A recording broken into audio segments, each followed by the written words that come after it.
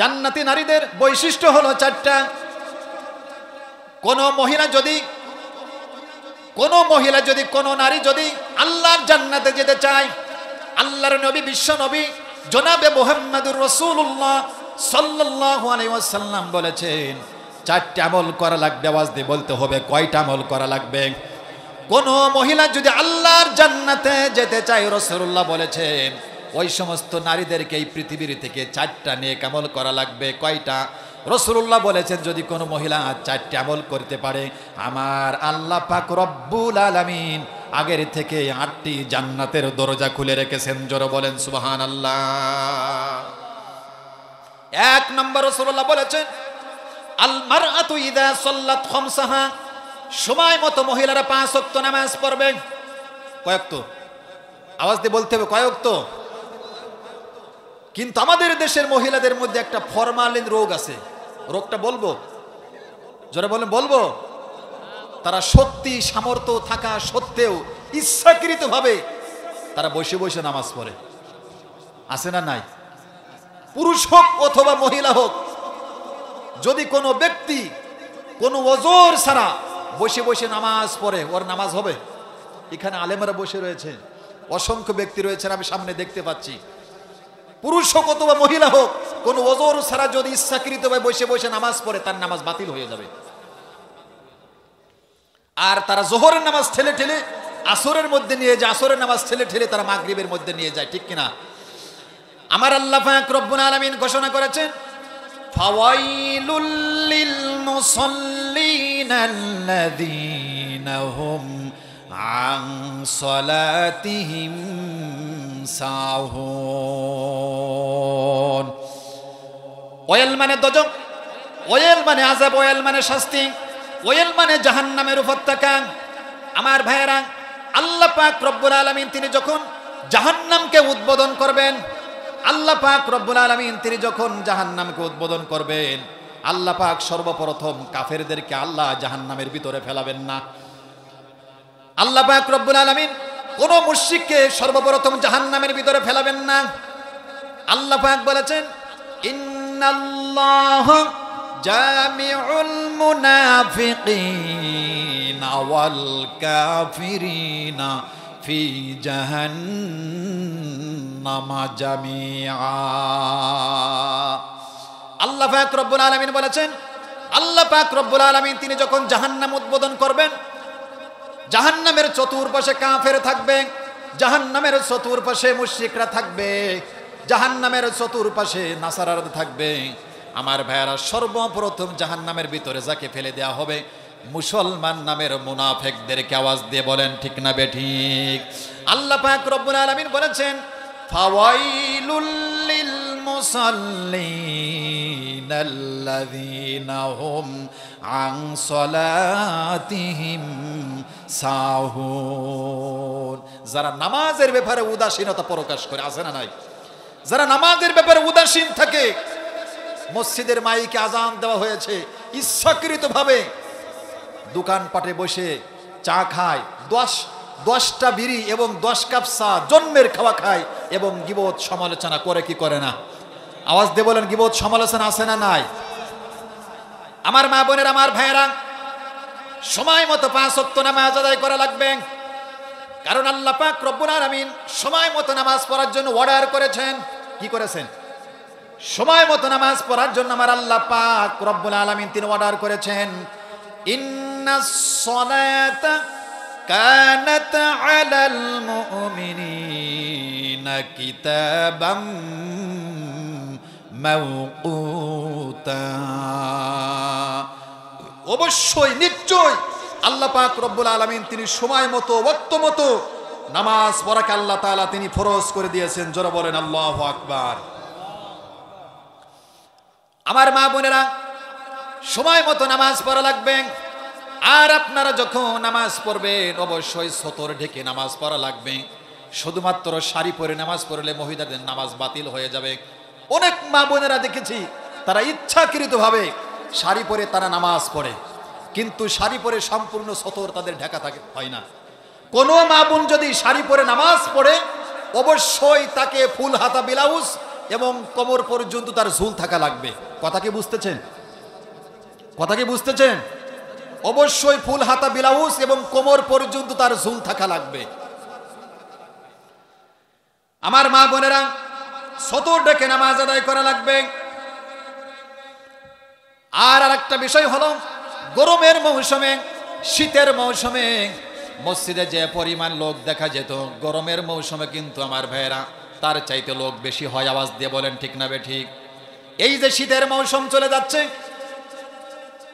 মাঘ মাসের শীতের মধ্যে আরামের ঘুমটাকে হারাম করে দিয়ে আমার ভাইয়েরা সবাই কিন্তু ফজরের নামাজে যায়। আওয়াজ দিয়ে বলেন ঠিক না বেঠিক?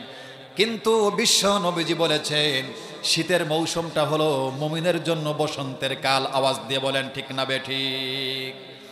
বুখারীর বর্ণনা, হযরত আবু মুসা আশআরী রাদিয়াল্লাহু তাআলা হাদিস খানা বর্ণনা করেছেন, আল্লাহর নবী বিশ্ব নবী জনাবে মুহাম্মদুর রাসূলুল্লাহ সাল্লাল্লাহু আলাইহি ওয়াসাল্লাম বলেছেন, আদখালাহুল্লাহুল, আল্লাহর নবীজি বলেছেন, মান সাল্লা বারদাইন, যেই ব্যক্তি দুই শীতের নামাজ আদায় করবে। আওয়াজ দিয়ে বলতে হবে, কয় শীতের নামাজ? দুই শীত মানে কি? ফজরের নামাজ এবং আসরের নামাজ। দুই শীত মানে কি? আল্লাহর নবীজি বলেছেন, আমার উম্মতের মধ্য থেকে যারা দুই শীতের নামাজ পড়বে, আসরের নামাজ এবং যারা ফজরের নামাজ আদায় করবে, আর বাকি তিন ওয়াক্ত বাদ দেবেন নাকি? যে ব্যক্তি দুই শীতের নামাজ আদায় করবে, ফজরের নামাজ এবং আসরের নামাজ জামাতের সাথে আদায় করবে, রাসূলুল্লাহ বলেছেন, আদখালাহুল্লাহুল জান্নাহ, আমার আল্লাহ পাক রব্বুল আলামিন তাদের ওই দুই ওয়াক্তের নামাজের মধ্যে আল্লাহর জান্নাতের ঘোষণা দিয়েছেন। জোরে বলেন সুবহানাল্লাহ। গাজীপুরবাসী, ফজরের নামাজের মধ্যে এবং আসরের নামাজের মধ্যে আমার আল্লাহ পাক রব্বুল আলামিন এত বড় পাওয়ারফুল ক্ষমতা আল্লাহ তাআলা কি জন্য দান করলেন? আমার ভাইয়েরা, প্রচন্ড শীতের মধ্যে আরামের বিছানা হারাম করে দিয়ে ঠান্ডা পানি দিয়ে ওযু করে যখন শেষ রজনীতে ফজরের নামাজে যখন দাঁড়িয়ে যায়, আমার ভাইয়েরা, আমার আল্লাহ পাক রব্বুল আলামিন ওই সময় ফজরের নামাজের মধ্যে আল্লাহ জান্নাতের সুগিরান দিয়েছে। কেমন করে ঘুমাও তুমি হো মানুষ,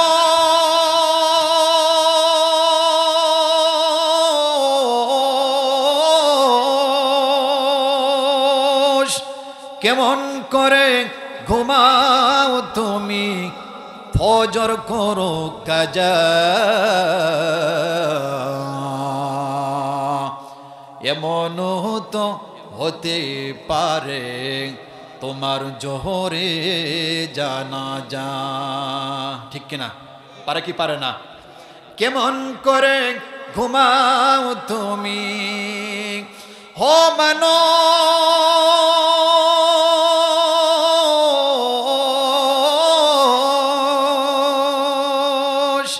কেমন করে ঘুমাও তুমি ফজর করো কাজা, এমন তো হতে পারে তোমার জোহরে জানাজা। মুসলিম হই না জন্ম নিলেই মুসলমানের ঘরে, কাফের মুমিন তফাতটা হয় সালাতের উপরে, মানুষ সালাতের উপরে। মুসলিম হই না জন্ম নিলেই মুসলমানের ঘরে, কাফের মুমিন তফাত হয় সালাতের উপরে, মানুষ সালাতের উপরে। এই জীবনে সালাত যেন হয়, এই জীবনে সালাত যেন হয় না কবু কাজা, এমন তো হতে পারে তোমার জোহরে জানাজা। ফজরের নামাজ ছাড়বেন না ধরবেন? কোনটা ধরবেন? কারা কারা দুই হাত তুলে দেখান তো, কারা কারা ফজরের নামাজ ধরবেন? আল্লাহু আকবার। আল্লাহ যেন কবুল করে, জোরে বলেন আমিন। আমার ভাইয়েরা, আল্লাহ পাক রব্বুল আলামিন আসরের নামাজের মধ্যে এত বড় গুরুত্ব কি জন্য দিলেন? ফজরের নামাজ যখন শেষ হয়ে যাবে, মানুষ ভ্যান চালাবে, রিক্সা চালাবে, অটো চালাবে, গাড়ি চালাবে, অফিস আদালতে কাজকর্ম করবে। বিকাল বেলা যখন শরীরটাকে ক্লান্ত হয়ে যাবে, আমার আল্লাহ পাক রব্বুল আলামিন ওই সময় ঘোষণা করে দেন, হাফিজু আলাস সালাওয়াতি ওয়াস সালাতিল ওয়াসতা ওয়া কুমু লিল্লাহি কানিতিন। আল্লাহ পাক বলে, হাফিজু, হিফাজত করো, যত্নশীল হও, আলাস সালাওয়াতি, নামাজের ব্যাপারে, ওয়াস সালাতিল ওয়াসতা, বিশেষ করে আসরের নামাজের ব্যাপারে। আমার ভাইয়েরা, সারাদিন মানুষ ভ্যান চালাবে, রিক্সা চালাবে, অটো চালাবে, গাড়ি চালাবে, কৃষি ক্ষেত্রে কাজকর্ম করবে, অফিস আদালতে কাজকর্ম করবে, শরীর ক্লান্ত হয়ে যেতে পারে। এই জন্য আমার আল্লাহ পাক রব্বুল আলামিন আসরের নামাজের মধ্যে আল্লাহ জান্নাতের ঘোষণা দিলেন। আল্লাহ পাক বল, হো বান্দা, শুধু তাই নয়, ওয়াকুমু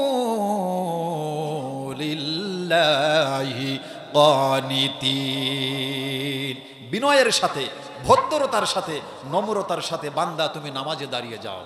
কথাটা কার? সারাদিন বান্দা কাজকর্ম করেছো, কৃষি ক্ষেতে কাজ করেছো, ভ্যান চালিয়েছো, রিক্সা চালিয়েছো, অটো চালিয়েছো, শরীর ক্লান্ত মনে হচ্ছে, বসে বসে ইচ্ছাকৃতভাবে নামাজ পড়বা না। ওয়াকুমু লিল্লাহি কানিতিন, বিনয়ের সাথে, নম্রতার সাথে, ভদ্রতার সাথে নামাজে দাঁড়াও।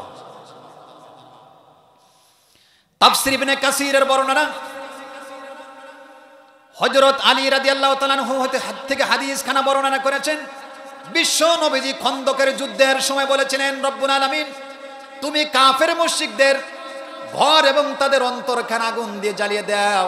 কারণ কাফের মুশরিকেরা, এই সমস্ত মুশরিকের বাচ্চারা ইচ্ছাকৃতভাবে তারা আসরের নামাজকে তারা ছেড়ে দিয়েছিল। সুনানে ইবনে মাজার দ্বিতীয় খণ্ড 224 নম্বর হাদিস, হযরত আবু হুরায়রা হাদিস খানা বর্ণনা করেছেন। আল্লাহর নবী, বিশ্ব নবী জনাবে মুহাম্মদুর রাসূলুল্লাহ সাল্লাল্লাহু আলাইহি ওয়াসাল্লাম বলেছেন, হে আমার সাহাবীরা, হে আমার উম্মতেরা, আকাশে যদি তোমরা কালো মেঘ দেখতে পাও, সময় যখন হয়ে যাবে যদি তোমরা বুঝতে পারো, সাথে সাথে তোমরা আসরের নামাজ আদায় করে নিবা। জোরে বলেন সুবহানাল্লাহ। আসবে মরণ কখন কোথায়, আসবে মরণ কখন কোথায়, কারো জানা নাই, জানাজার নামাজের আগে নামাজ পড়ো ভাই। ঠিক কিনা?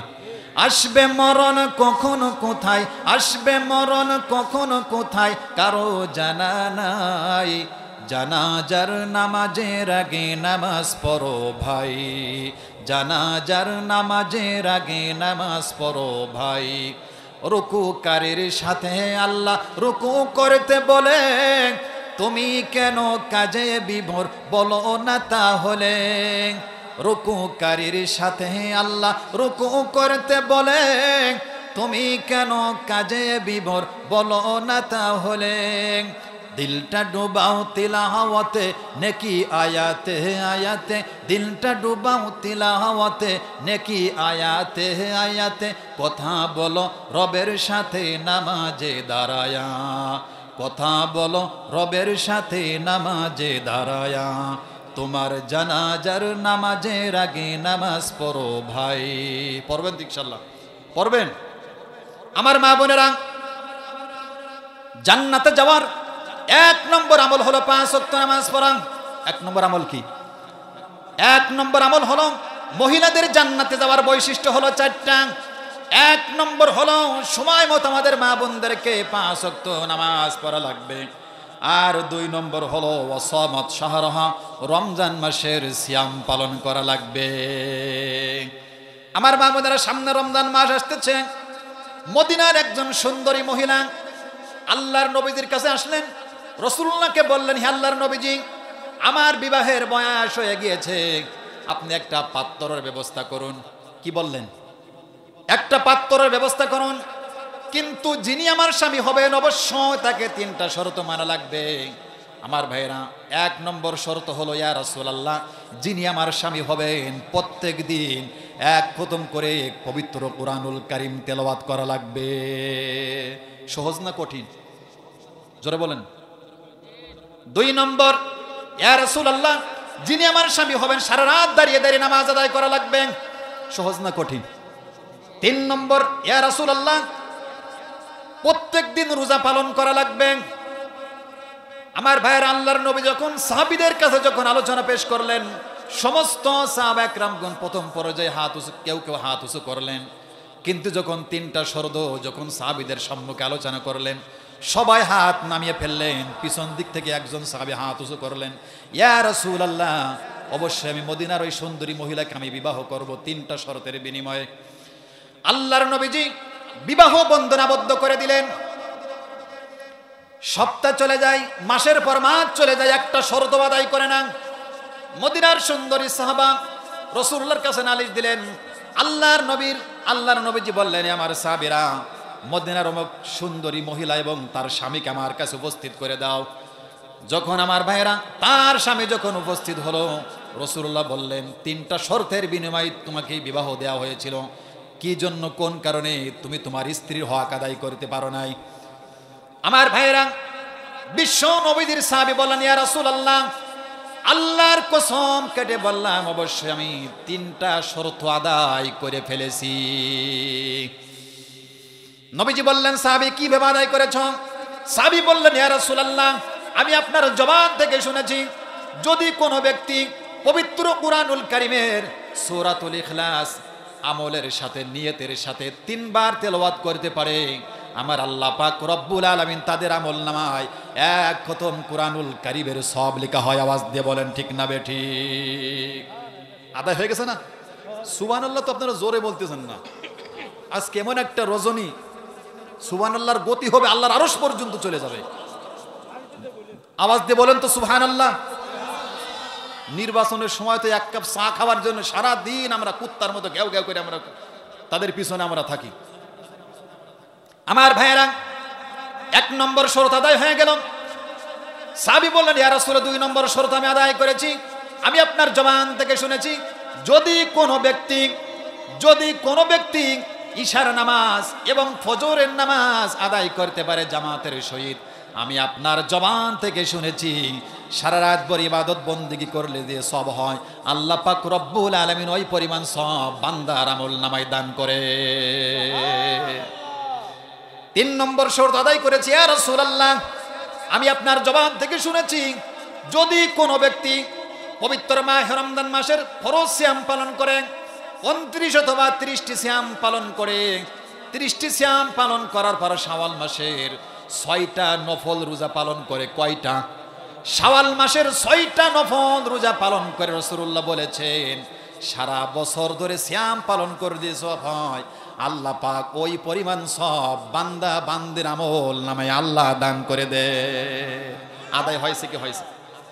আমার ভাইয়েরা, আমার মা বোনেরা, কান কানা করে শুনবেন, মহিলাদের জান্নাতে যাওয়ার 2 নম্বর গুণ হলো রমজান মাসের সিয়াম পালন করা, আর 3 নম্বর হলো ওয়াহসানাত ফারজাহা।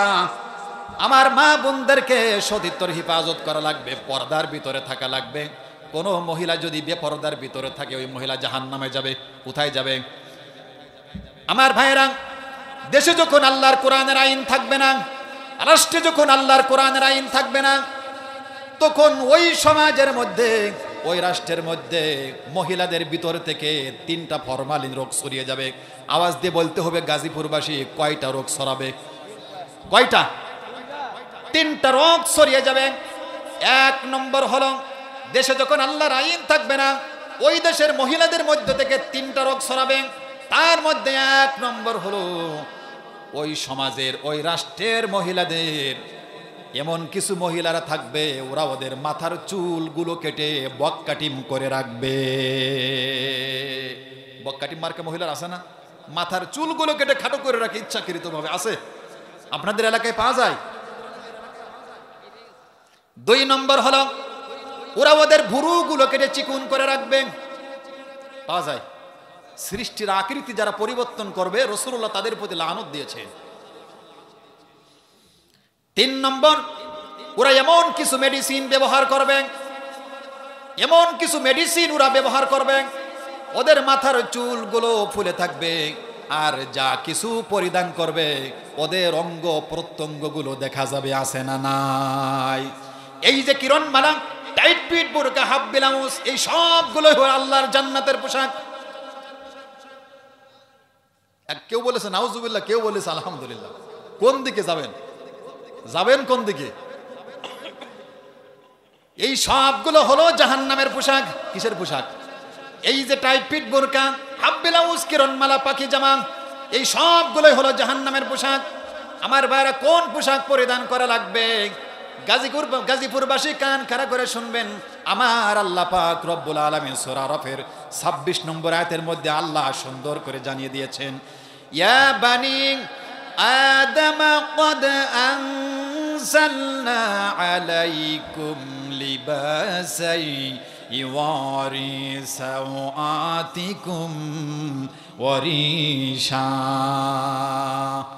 আল্লাহ পাক রব্বুল আলামিন বলেছেন, অবশ্যই আমি আমার বান্দাদের প্রতি এমন পোশাক নাজিল করেছি যেই পোশাক পরিধান করলে অঙ্গ প্রত্যঙ্গগুলো ঢাকা থাকবে, আর তা হলো তাকওয়ার পোশাক। কিসের পোশাক? তাকওয়ার পোশাক। আমার মা বোনেরা কান খাড়া করে শুনবেন। সুনান আবু দাউদ শরীফের 4th খণ্ডের হাদিস, ইবনে মাজার 2য় খণ্ডের হাদিস থেকে বলছি, হযরত আব্দুল্লাহ ইবনে ওমর রাদিয়াল্লাহু তাআলা হাদিস খানা বর্ণনা করেছেন। আল্লাহর নবী, বিশ্ব নবী জনাবে মুহাম্মদুর রাসূলুল্লাহ সাল্লাল্লাহু আলাইহি ওয়াসাল্লাম বলেছেন, কিয়ামতের ময়দানে আল্লাহ পাক রব্বুল আলামিন জিবরিল আমিনকে বলবেন, ও জিবরিল আমিন, দুনিয়াতে যে সমস্ত মহিলারা পাতলা পোশাক পরিধান করেছিল, ওই যে টাইট ফিট, বোরকা, হাফ ব্লাউজ, কিরণমালা, ওই সমস্ত পোশাক যারা দুনিয়ার বুকে পরিধান করেছিল, কিয়ামতের ময়দানে তাদেরকেও পাতলা পোশাক পরাইয়ে দাও। আমার ভাইয়েরা, যখন ওই সমস্ত মহিলাদেরকে পাতলা পোশাক পরিধান করে দেওয়া হবে, আমার আল্লাহ পাক রব্বুল আলামিন জিবরিল আমিনকে বলবেন, হো জিবরিল আমিন, যাও জাহান্নাম থেকে একটা আগুন নিয়ে আসো। জাহান্নাম থেকে যখন আগুন নিয়ে এসে আল্লাহর কাছে হাজির করা হবে, আমার আল্লাহ পাক রব্বুল আলামিন ঘোষণা করবেন, সুম্মা তুলহিবু ফিহিন নার, ওর কিরণমালা, পাখি জামা, টাইট ফিট, বোরকা, হাফ ব্লাউজ আগুন ধরিয়ে দাও, আগুন ধরা দে। যখন আগুন ধরিয়ে দেওয়া হবে, এত জোরে চিৎকার করতে থাকবে, আমার আল্লাহ পাক রব্বুল আলামিন বলবেন, ও বান্দেরে, দুনিয়াতে আল্লাহর কোরআন তোর কাছে গিয়েছিল, রাসূলুল্লাহর হাদিস, রাসূলুল্লাহর সুন্নাহ তোর কাছে গিয়েছিল, কোনদিন তুই আল্লাহর কোরআনের পোশাক পরিধান করিস নাই, তোর প্রতি আমার কোন রহমত যাবে না। আমার মা বোনের এমন পোশাক পরিধান করে শয়তান পর্যন্ত দেখে লজ্জা পায়। পায় কি পায় কিনা? দর্জি বডির মাপ নিতে ফেল করলে যুবকরা দর্জি ছাড়া বডির মাপ নাই। কথা বলেন না কেন আপনারা? কোন মহিলা যদি টাইট ফিট, বোরকা, হাফ ব্লাউজ, এই সমস্ত পোশাক পরিধান করে যদি রাস্তাঘাটে চলাফেরা করে, ওর অঙ্গ প্রত্যঙ্গগুলো দেখা সহজ না কঠিন? মহিলারা হলো হীরার মতো। মহিলার কিসের মতো? মহিলারা হলো হীরার মতো, কিন্তু আমার মা বোনেরা লোহার মতো জং ধরে নষ্ট হয়ে যাচ্ছে, ঠিক কিনা? লোহা যদি দীর্ঘদিন যাবৎ ফেলে রাখা হয়, জং ধরে নষ্ট হয়ে যায় না? মহিলারা হলো হীরার মতো। রাস্তাঘাটে যখন আপনি বেপরদ অবস্থায় চলাফেরা করবেন, লোহার মতো জং ধরে নষ্ট হয়ে যাবে। গাজীপুরবাসী, এই জন্য আল্লাহর নবী, বিশ্ব নবী জনাবে মুহাম্মদুর রাসূলুল্লাহ সাল্লাল্লাহু আলাইহি ওয়াসাল্লাম বলেছেন, আল্লাহর নবীজি বলেছেন, আমার সাহাবীরা, আমার উম্মতেরা, তোমরা যখন কোন মহিলাদেরকে বিবাহ করবে, 4টা গুণ দেখে বিবাহ করবে। কয়টা গুণ? মহিলাদেরকে যখন বিবাহ করতে হবে, কয়টা গুণ দেখার কথা বলেছেন? 4টা। মনে থাকবে আপনাদের? বলে নাই কিন্তু এখনো। রাসূলুল্লাহ বলেছেন, তোমরা যখন কোন মহিলাদেরকে, নারীদেরকে বিবাহ করবে, 4টা গুণ দেখে বিবাহ করবে। 1 নম্বর হলো মালুহা, সম্পদ দেখা লাগবে। 1 নম্বর কি? 1 নম্বর হলো সম্পদ দেখা লাগবে। 2 নম্বর হলো ওয়ালি হাসাবিহা, বংশমর্যাদা দেখতে হবে। আর 3 নম্বর হলো ওয়ালি জামালিহা, রূপ সৌন্দর্য দেখা লাগবে। আর 4র্থ নম্বর হলো ওয়ালি দীনিহা, মহিলাটি নামাজ পড়ে কিনা, দিন দেখবে না। আগে সর্বপ্রথম তোমরা দেখবে মহিলাটি নামাজ পড়ে কিনা, মহিলাটি পর্দার ভিতরে থাকে কিনা। আওয়াজ দিয়ে বলেন ঠিক না বেঠি? আমার মা বোনেরা, জান্নাতে যাওয়ার 3 নম্বর গুণ হলো মহিলাদেরকে পর্দার ভিতরে থাকা লাগবে। রাসূলুল্লাহ বলেছেন, কোন মহিলা যদি আল্লাহর জান্নাতে যেতে চায়, আমার আল্লাহ পাক রব্বুল আলামিন আগের থেকেই জান্নাতের দরজাগুলো খুলে রেখেছেন। কিন্তু শর্ত হলো মহিলাদেরকে 4টা আমল দুনিয়ার থেকে করা লাগবে। 1 নম্বর আমল হলো সময় মতো মহিলাদেরকে 5 ওয়াক্ত নামাজ পড়া লাগবে। 2 নম্বর রমজান মাসের সিয়াম পালন করা লাগবে। আর 3 নম্বর হলো সতীত্বের হেফাজত করা লাগবে, পর্দার ভিতরে থাকা লাগবে। আর 4 নম্বর হলো স্বামীর খেদমত করা লাগবে। 4 নম্বর কি? আমার মা বোনেরা কান খাড়া করে শুনবেন, এই দুনিয়াতে স্বামী হলো আপনাদের কাছে আল্লাহ পাক রব্বুল আলামিনের পক্ষ থেকে বিশাল বড় একটা নিয়ামত, ঠিক কিনা? স্বামী হলো মহিলাদের কাছে আল্লাহর পক্ষ থেকে বিশাল বড় একটা নিয়ামত। এই নিয়ামতকে আপনারা খেয়ানত করবেন না। রাসূলুল্লাহ বলেছেন, আমার আল্লাহ পাক রব্বুল আলামিন তিনি যদি কোনো দরবারে সিজদা দেওয়ার হুকুম করতেন, তাহলে বলা হতো তোমরা তোমাদের স্বামীর পায়ে সিজদা করো। আওয়াজ দিয়ে বলেন ঠিক না বেঠিক? সেজে গুজে আপনি আপনার স্বামীকে দেখান, পরপুরুষকে দেখাবেন না। স্বামী স্ত্রীর মধ্যে আনন্দ ফুর্তি করে এটা রাসূলুল্লাহ জায়েজ করে দিয়েছেন। আল্লাহর নবী বিশ্ব নবী জনাবে মুহাম্মদুর রাসূলুল্লাহ সাল্লাল্লাহু আলাইহি ওয়াসাল্লাম মানুষের দ্বারে দ্বারে কালেমার দাওয়াত দিচ্ছেন। সময় মতো স্ত্রীদেরকে একটু সময় দিতে পারে না। মদিনার থেকে কালেমার দাওয়াত দিতে দিতে অনেক দূরে চলে গেছেন। আমার ভাইয়েরা, ওই দিন পালাটা ছিল হযরত আয়েশার ঘরে থাকার। কার ঘরে থাকার? ওই দিন পালাটা ছিল হযরত আয়েশার ঘরে থাকার। আল্লাহর নবীজি সন্ধ্যার পরে বাড়িতে আসলেন।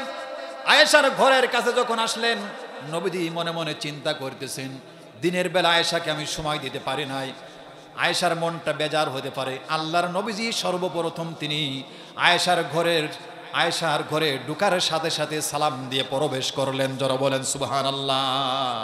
আমরা কি আমাদের স্ত্রীদেরকে সালাম দিই? কারা কারা দিন? 2 হাত তুলে দেখান তো।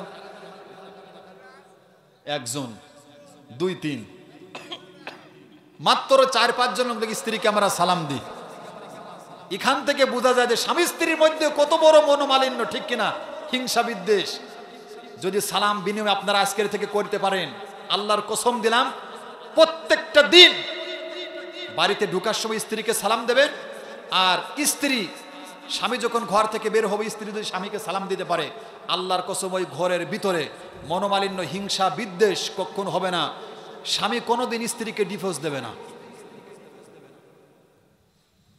আল্লাহর নবী বিশ্ব নবী জনাবে মুহাম্মদুর রাসূলুল্লাহ সাল্লাল্লাহু আলাইহি ওয়াসাল্লাম বলেছেন, যদি কোনো স্বামী বাড়িতে ঢোকার সময় স্ত্রীকে সালাম দেয়, আর স্বামী যখন ঘর থেকে যখন বের হয়ে যাবে, স্ত্রী যদি স্বামীকে সালাম দেয়, রাসূলুল্লাহ বলেছেন আমার আল্লাহ পাক রব্বুল আলামিন ওই পরিবারটাকে আল্লাহ ঋণ মুক্ত করে দেবেন। তো আজকের থেকে সালাম দেবেন, সালাম বিনিময় করবেন, আল্লাহ তাআলা ঘরখানা মোহব্বত দিয়ে পরিপূর্ণ করে দেবেন। আমার ভাইয়েরা, বিশ্ব নবীজি আয়েশাকে সালাম দিয়ে ঘরের মধ্যে প্রবেশ করলেন। রাসূলুল্লাহ বলেন, আয়েশা দিনের বেলা সময় দিতে পারে নাই, সুন্দর চাঁদনি রাত, চলো আমরা একটু দৌড় প্রতিযোগিতা করি। কি বললেন? আপনারা কি আপনাদের স্ত্রীকে দৌড় প্রতিযোগিতা করেন? কথা বলেন না কেন? করেন না? কিন্তু শালীকে নিয়ে অথবা অন্য কোনো নারীদেরকে নিয়ে করা হয় নাকি?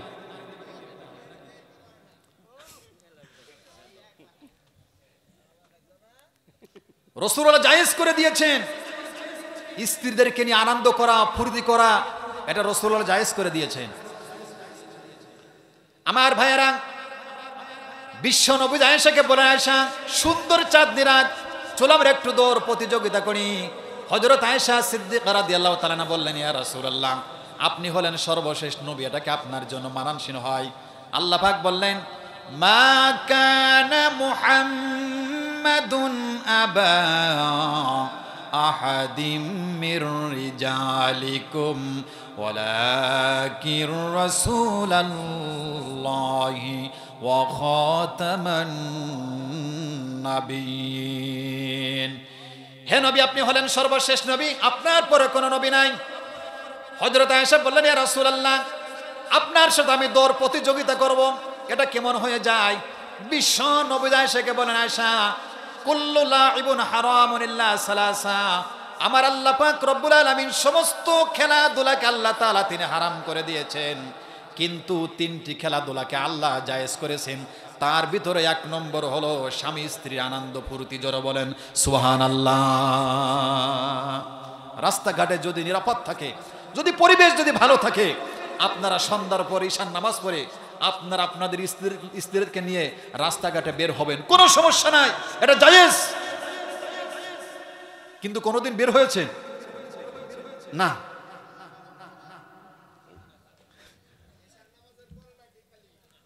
দিনের বেলায় যদি রাস্তাঘাটে যদি নিরাপদ থাকে সেটা যাবে, তবে পরপুরুষকে দেখানো যাবে না। আমরা তো দিনের বেলা বের হই সেজে গুজে, ভ্যান চালক, রিক্সা চালক, অটো চালক তাদেরকে দেখায়া মজা মারাই, ঠিক কিনা? কিন্তু মজা মারাতে হবে স্বামীকে দেখায়া। আমার মা বোনেরা মনে মনে চিন্তা করতেছে, হুজুর তো সঠিক কথাই বলতেছে, আমাদেরকে নিয়ে সন্ধ্যার পরে বের হয় না, আনন্দ ফুর্তি করে না, বের হয় শালীকে নিয়ে, অন্য নারীদেরকে নিয়ে, ঠিক কিনা?